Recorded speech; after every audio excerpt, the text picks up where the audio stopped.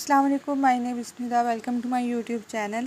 تو یہ ویڈیو آج کی ہماری سیکنڈ پارٹ ہے اسلام میں تعلیم نسواں، اسلام میں حیثیت نسواں، اس کا جو سیکنڈ پارٹ ہے اس کے بارے میں آج ہم بات کریں گے۔ تو اس کا جو فرسٹ پوائنٹ ہے اس سے شروع کرتے ہیں کہ وہ مسائل جن میں صرف عورت کی ہی گواہی کو معتبر سمجھا جاتا ہے، وہ مسائل جسے مرد آگاہ نہیں ہو سکتے، ان میں صرف عورت کی ہی گواہی معتبر ہونی چاہیے۔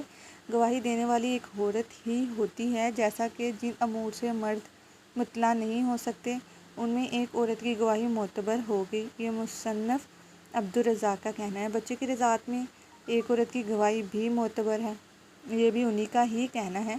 ولادت اور بچے کے رونے پر گواہی۔ اگر بچے کی ولادت اور بچے کے رونے کے مسئلہ میں کوئی کسی قسم کا واقعہ ہو جائے تو یہاں صرف عورت کی گواہی ہی معتبر ہوگی، مرد کی نہیں، اس لیے کہ یہ ان امور میں سے ہے جن پر اکثر اوقات مرد مطلع نہیں ہو سکتے۔ اس معاملے میں رسول اللہ صلی اللہ علیہ وآلہ وسلم نے داعیہ کی تنہا گواہی بھی جائز قرار دی ہے۔ رضاعت۔ اس طرح اگر رضاعت کے معاملات پر اختلاف ہو جائے اور معاملات قاضی تک پہنچ جائیں تو یہ عورت کو حق ہے کہ وہ گواہی دے، کیونکہ یہ وہ مسئلہ ہے جو عورت کے ساتھ خاص ہے۔ حضرت ابن عباس رضی اللہ تعالیٰ عنہ اور امام احمد رحمۃ اللہ علیہ کا موقف ہے کہ دودھ پلانے والی عورت کی تنہا گواہی قبول کی جائے گی، اس لیے کہ بخاری میں روایت ہے کہ حضرت عقبہ بن حارث نے ام یحییٰ بنت ابی احاب سے نکاح کیا تو سودا لونڈی نے آ کر کہا کہ تم دونوں کو میں نے دودھ پلایا تھا۔ تو حضور صلی اللہ علیہ وآلہ وسلم نے انہیں یہ مسئلہ پوچھا تو آپ نے ارشاد فرمایا، نکاح کیسے قائم رہ سکتا ہے اور گواہی دی گئی ہے؟ تو عقبہ نے اس سے علیحدگی اختیار کر لی اور بنت ابی احاب نے کسی اور سے نکاح کر لیا۔ یہ بخاری کی روایت ہے۔ رائے دہی کا حق۔ اسلام نے عورت کو ایک مکمل قانونی فرد تسلیم کرتے ہوئے سربراہ کے چناؤ، قانون سازی اور دیگر ریاستی معاملات میں مردوں کے برابر رائے کا حق دیا ہے۔ عورتوں کو رائے دینے کا حق انسانی معاشرتی تہذیب کی نشاندہی کرتا ہے۔ جب ہم عورت کے اس حق کے عالمی سطح پر اعتراف کی تاریخ کا جائزہ لیں تو یہ اپنے آپ میں کافی معتبر نظر آتی ہے۔ برطانیہ میں عورت کا رائے کا حق کیا تھا؟ برطانیہ میں عورت کے حق رائے دہی کے لیے جدوجہد کا آغاز 1889 میں ملیسنٹ فوکٹ نے national union women's suffrage societies کے قیام سے کیا تھا۔ سفریج یہ تحریک اس وقت زیادہ زور پکڑ گئی جب 1930 میں ایملائن پانکھسورت نے women's social and political unit بنائی اور یہ یونٹ بعد میں سفراگیٹس کے نام سے مشہور ہوئی۔ اسی طرح برطانیہ کے ہاؤس آف کامنز نے 1918 میں 55 کے مقابلہ میں 385 ووٹوں کی اکثریت سے the representation of the people act pass کر لیا، جس کے مطابق 30 سال سے زائد عمر کی خواتین کو ووٹ ڈالنے کا حق دیا گیا۔ اگرچہ یہ خواتین کے حق رائے دہی کے اعتراف کا نقطۂ آغاز تھا، مگر ابھی عورتوں کو مردوں کے برابر مقام نہیں دیا گیا تھا، کیونکہ عام مردوں کے لیے حق رائے دہی کی اہلیت 21 سال، مسلح افواج کے لیے 19 سال تھی۔ اس کے بعد ہمارا نیکسٹ پوائنٹ ہے امریکہ میں عورت کا حق رائے دہی کیا ہے۔ امریکہ میں 4 جولائی 1776 کا اعلانِ آزادی، دی ڈکلیریشن آف انڈیپینڈنس، جدید جمہوری معاشرے کے قیام کی خشتِ اول سمجھا جاتا ہے، مگر اس میں بھی عورت کو بنیادی انسانی حقوق کے قابل نہیں سمجھا جاتا۔ ریاست مدینہ میں حق رائے دہی کا کیا وہ سین ہے۔ ریاست مدینہ کے قیام کے ساتھ ہی رسول اللہ صلی اللہ علیہ وآلہ وسلم نے اپنی سنت مبارکہ سے عورتوں کے حق رائے دہی کو قانونی بنیاد فراہم فرمائی۔ آپ کی اسی سنت مبارکہ پر عمل کرتے ہوئے خلفائے راشدین رضی اللہ تعالیٰ عنہم نے اپنے ادوار میں خواتین کی رائے کی ریاستی معاملات میں شمولیت یقینی بنائی۔ حضور نبی کریم صلی اللہ علیہ وآلہ وسلم اسلام میں داخل ہونے والے مردوں سے جس طرح بیعت لیتے تھے، عورتوں سے بھی اسی طرح بیعت لیتے تھے۔ ام المومنین حضرت عائشہ رضی اللہ تعالیٰ عنہ سے روایت ہے، جو مسلمان عورتیں آپ صلی اللہ علیہ وآلہ وسلم کی طرف ہجرت کر کے آتی تو آپ عورتوں سے زبانی اس آیت کے احکام کی بیعت لیتے۔ اے نبی، آپ صلی اللہ علیہ وآلہ وسلم کے پاس ایمان والی عورتیں حاضر ہوں، آپ ان سے بیعت کریں۔ بہت بخشنے والا، بے حد رحم کرنے والا ہے اللہ تعالیٰ۔ اس کے مطابق ان کا امتحان لیا کرتے۔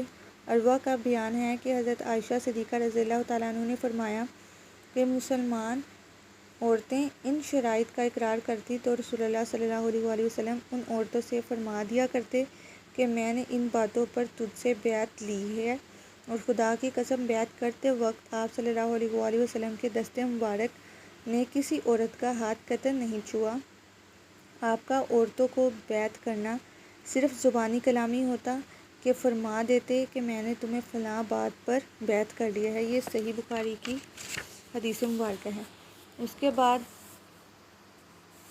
ہم دیکھیں کہ خلفائے راشدین کے دور میں بھی عورتوں کو بہت مقام ملا، جو کہ الیکشن کمشنر کے نام سے بھی عورتیں سیاست میں بھی آئیں۔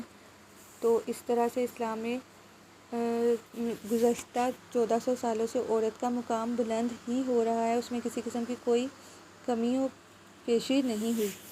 عورت بطور سیاسی مشیر، اسلام سے قبل خواتین کو کسی بھی سماجی یا سیاسی کردار کا اہل نہیں سمجھا جاتا تھا۔ اسلام نے عورت کو سماجی معاشرتی زندگی میں پروقار مقام عطا کیا۔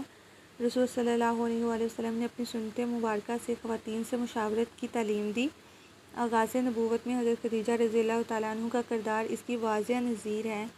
صلح حدیبیہ کے موقع پر صحابہ کرام رضی اللہ تعالیٰ عنہم کفار مکہ سے معاہدہ کے بعد ظاہری صورتحال کے پیش نظر مغموم تھے۔ آپ صلی اللہ علیہ وآلہ وسلم نے جب انہیں ارشاد فرمایا، کھڑے ہو جاؤ اور قربانی کرو اور بال کٹواؤ، یہ بخاری کی حدیث مبارکہ ہے، تو صحابہ رضی اللہ تعالیٰ عنہ میں سے کوئی بھی کھڑا نہ ہوا۔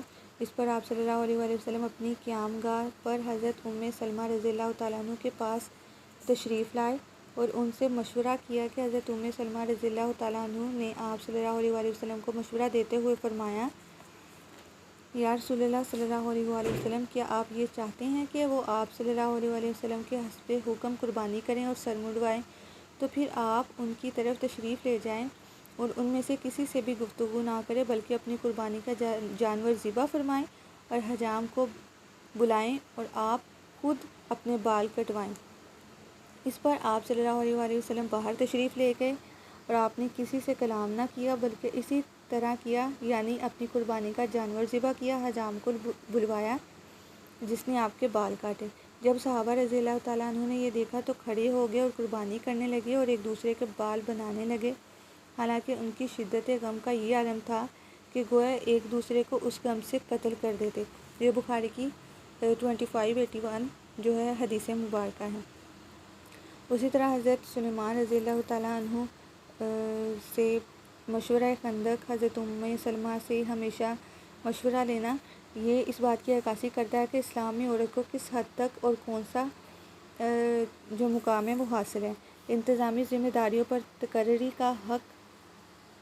مسلم معاشرے میں خواتین کو صرف مجلس شورا کی رکنیت کا حق ہی حاصل نہیں تھا، بلکہ وہ مختلف انتظامی ذمہ داریوں پر بھی فائز رہیں۔ مثلا حضرت عمر رضی اللہ تعالیٰ عنہ نے شفا بنت عبداللہ ادویہ کو بازار کا نگران مقرر کیا اور قضاء الحسبہ اور قضاء السوق کی ذمہ دار بھی بنایا۔ اس کے بعد شفا بڑی سمجھدار اور باصلاحیت خاتون تھی۔ حضرت عمر رضی اللہ تعالیٰ ان کی رائے کو مقدم رکھتے اور پسند کرتے اور دوسروں پر فضیلت دیتے۔ سفارتی مناصب پر فائز ہونے کا حق۔ ریاستی معاملات میں عورت کے کردار پر اسلام کے اعتماد کا نتیجہ یہ تھا کہ حضرت عثمان رضی اللہ تعالیٰ عنہ نے اپنے دور خلافت میں 28 ہجری میں حضرت کلثوم بنت علی رضی اللہ تعالیٰ عنہ کو ملکہ روم کے دربار میں سفارتی مشن پر بھیجا۔ آپ رضی اللہ تعالیٰ عنہ کے استقبال کے لیے ہرقل کی زوجہ آئیں اور اس نے روم کی خواتین کو جمع کیا اور کہا، یہ تحفے عرب کے بادشاہ کی بیوی اور ان کے نبی صلی اللہ علیہ وآلہ وسلم کی بیٹی لے کر آئی ہے۔ یہ بات تاریخ الامم اور الملوک میں واضح طریقے سے بتائی گئی ہے۔ اس طرح آپ نے سفارتی مناصب پر بھی عورتوں کو فائز کیا۔ نیکسٹ ہمارا لاسٹ پوائنٹ ڈسکس کرنے کے لیے کہ ریاست کی دفاعی ذمہ داریوں میں نمائندگی کا حق۔ رسول اللہ صلی اللہ علیہ وآلہ وسلم کے دور مبارک میں عورتیں جہاد میں بھی حصہ لیتی تھیں۔ آپ نے عورتوں کے جہاد میں حصہ لینے کی حوصلہ افزائی فرمائی۔ عورتوں کی یہ حیثیت اسلامی معاشرے میں ان کے افعال اور کردار اور نمایاں مقام کا مظہر ہے۔ حضرت انس رضی اللہ تعالیٰ عنہ نے فرمایا، جب غزوہ احد میں لوگ رسول اللہ صلی اللہ علیہ وآلہ وسلم سے دور ہو گئے تو میں نے حضرت عائشہ رضی اللہ تعالیٰ عنہ بنت ابو بکر رضی اللہ تعالیٰ عنہ اور سلیم رضی اللہ تعالیٰ عنہ کو دیکھا کہ دونوں نے اپنے دامن سمیٹے ہوئے تھے اور میں ان کے پیروں کی پازیب دیکھ رہا تھا۔ دونوں اپنی پیٹھ پر پانی کی مشکیں لادتی اور پیاسے مسلمانوں کو پلاتی تھیں اور پھر لوٹ جاتی اور مشکیزیں بھر کر لاتی اور پیاسے مسلمانوں کو پلاتی۔ بخاری کی 27-24 روایت ہے، حدیث مبارکہ ہے یہ۔ حضرت انس رضی اللہ تعالیٰ عنہ فرماتے ہیں کہ رسول اللہ صلی اللہ علیہ وآلہ وسلم سلیم رضی اللہ تعالیٰ عنہ اور کچھ انصاری خواتین کے ہمراہ جہاد فرماتے تھے۔ یہ خواتین پانی پلاتی اور زخمیوں کی مرہم پٹی کرتی تھی۔ اس کے علاوہ حضرت عمارہ کا جو ہے کردار وہ بھی ناقابل فراموش ہے۔ حضور صلی اللہ علیہ وآلہ وسلم کے دور مبارک میں ایسی خواتین کا تذکرہ ملتا ہے جنہوں نے بے مثال خدمات سر انجام دی۔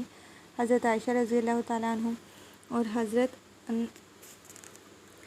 نصیبہ رضی اللہ تعالیٰ عنہ بنت کعب نے غزوہ احد میں شرکت کی۔ صفیہ رضی اللہ تعالیٰ عنہ بنت عبد المطلب نے غزوہ خیبر میں یہودی کو قتل کیا۔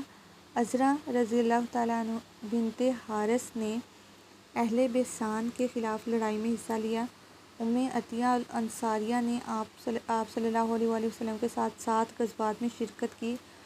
حکیم رضی اللہ تعالیٰ عنہ بنت الحارث روم کے خلاف معرکے میں شریک رہیں۔ یہی نہیں، کتب خانے بے شمار ایسی خواتین کے ساتھ بھرے پڑے ہیں جنہوں نے آپ صلی اللہ علیہ وآلہ وسلم کی زندگی میں بے مثال خدمات سر انجام دی۔ تو یہ تھی اس طرح دونوں ویڈیوز کو ملانے سے ہمارا جو ٹاپک ہے وہ کور ہو گیا ہے۔ امید کرتی ہوں آپ کو ساری سمجھ آئی ہوگی۔ ملتے ہیں ہماری نیکسٹ ویڈیو میں، تب تک کے لیے اپنا بہت سا خیال رکھیں۔ خدا حافظ۔